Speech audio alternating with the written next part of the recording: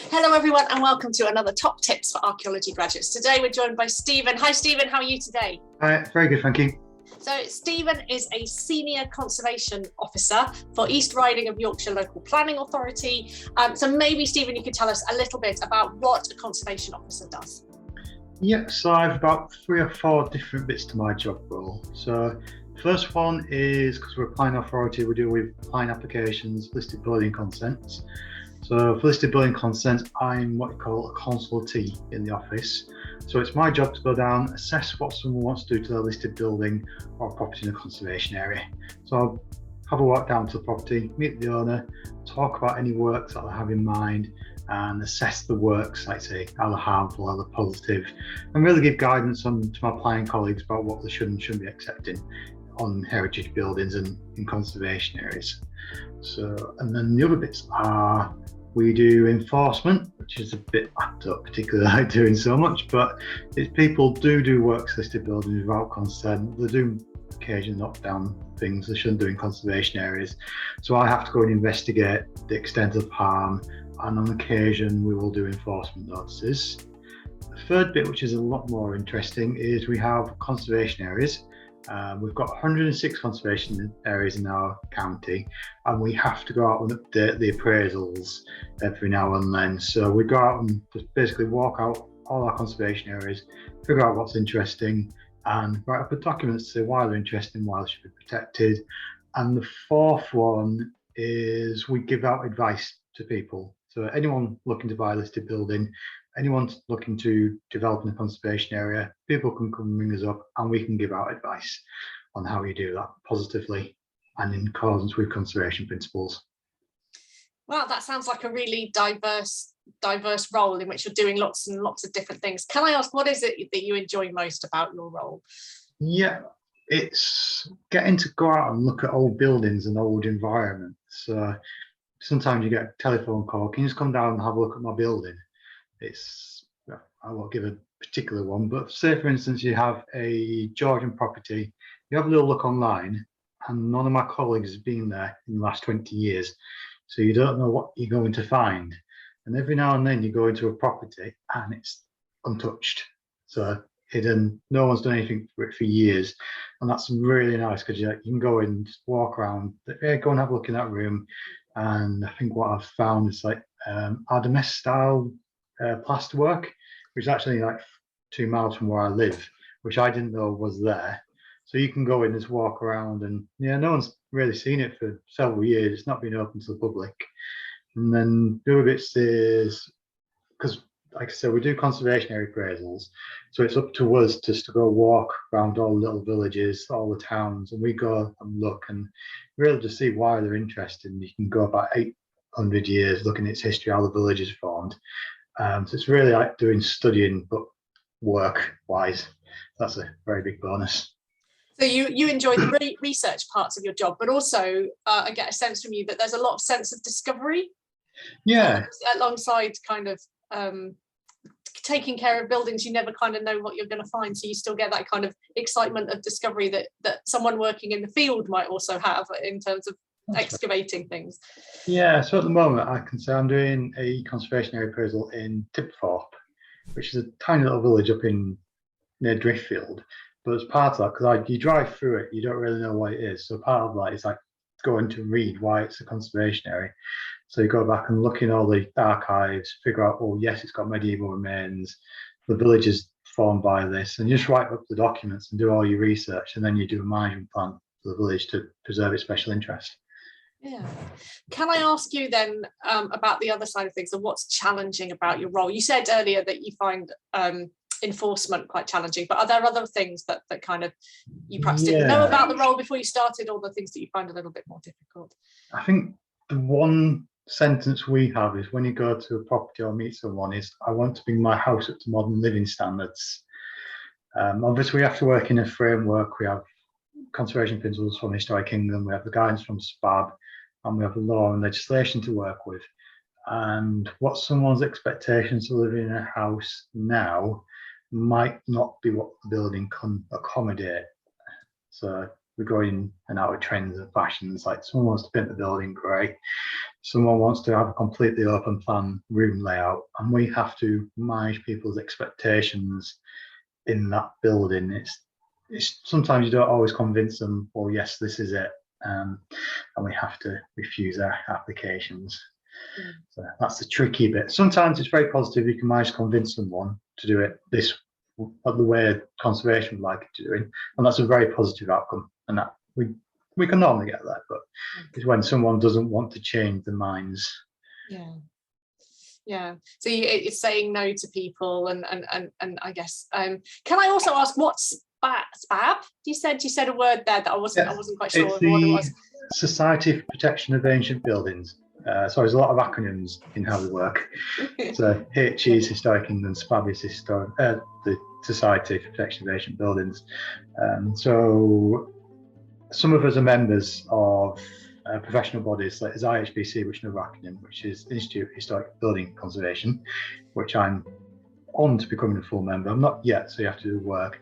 And we have all these management guidelines from professional bodies, and we are meant to implement their guidelines in our work. So if someone says, well, I don't agree with you, we say, well, it's in this guidance, well, I don't agree with that. So we have to go through and explain all that thing. And thank you for that. I think it's really interesting to hear about those different societies, and I'll link some of them below the YouTube video. But what I can recommend, IHBC have a student membership scheme.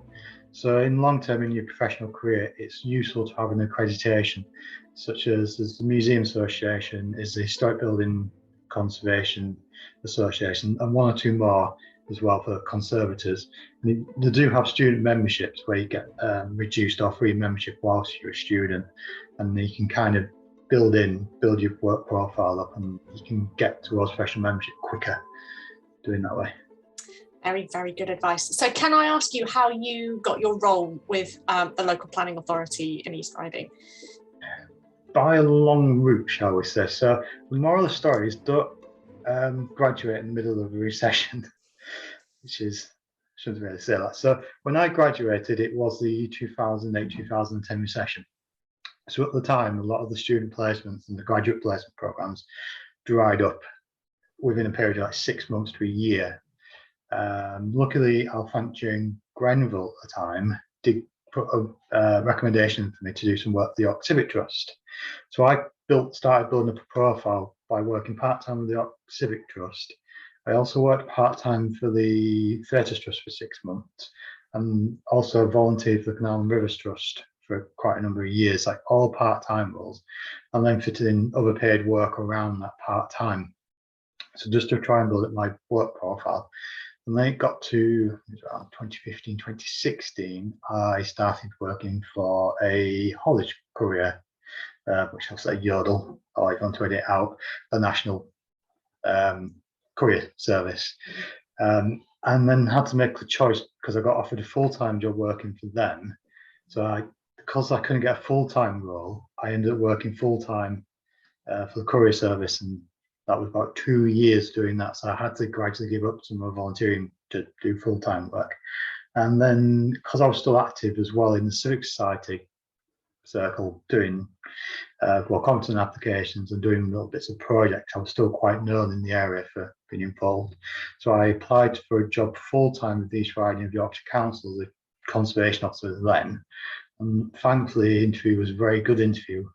It was quite an unusual interview. It's like they just give you photos and case studies and like, tell me what this building is, tell me how to do this.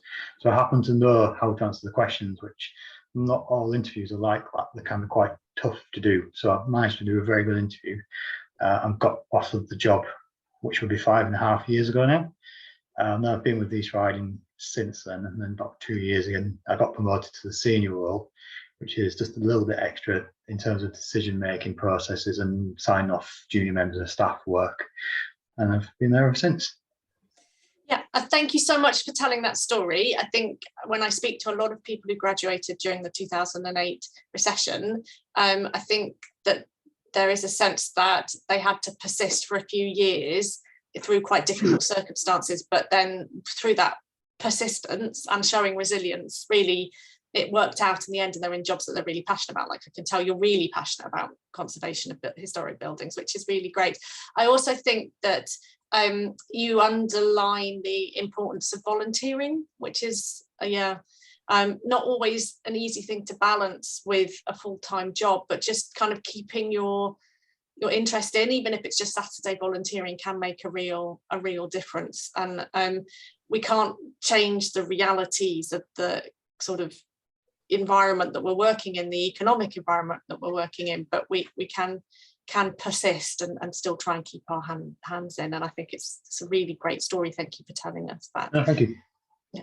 Can I then ask you, what sort of things do you draw on from your degree or your time studying at York now in the job that you do? Obviously, it's very closely related, but what kind of things do you look back on and you think, oh, I'm really grateful that I have that skill set, or both in terms of kind of practical skills, but also transferable skills? Yeah, my sort of specialist area is early and post-medieval history, which goes in the Anglo-Saxon through to, say, about 1700.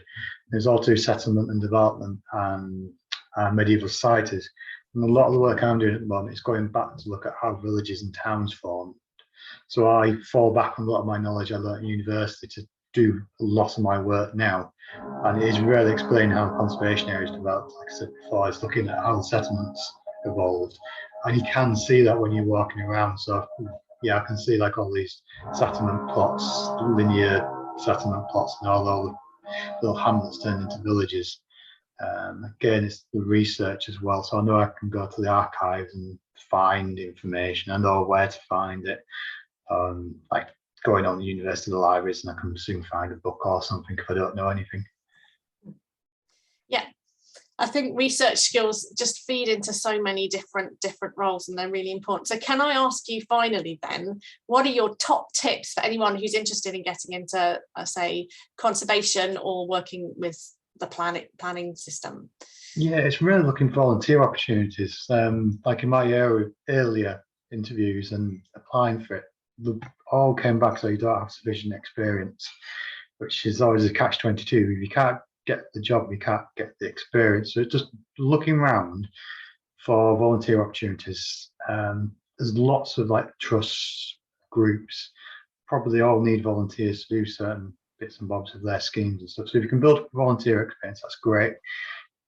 Keep a lookout for all graduate placement schemes as well whilst you're a student during summer holidays, and get as much in volunteer and like your work profile up as soon as you can. And also attend CPD events as well. There's lots of free CPD events going around, like Historic England do, SPAB, all the main societies. If you just Google the main societies, like 20th Century Victorian Society, they all do training events. And if you can build up a CPD log, that can prove that, well, if you graduate, you're not just stopping learning, you are keeping learning afterwards. And it shows that you are always willing to learn too. Yeah, I think that's really important, that a lot of people have highlighted in these discussions that once you finish university, that's not the end of your learning. You have to continually keep up your professional skills, and many roles require you to learn in many ways, like to keep that up. So I think that's really, really great advice. So thank you so much, Stephen, for taking the time and talking us through your story in working in local planning as a senior conservation officer. Thank you to everyone for listening. Join us again next time for more top tips for archaeology graduates.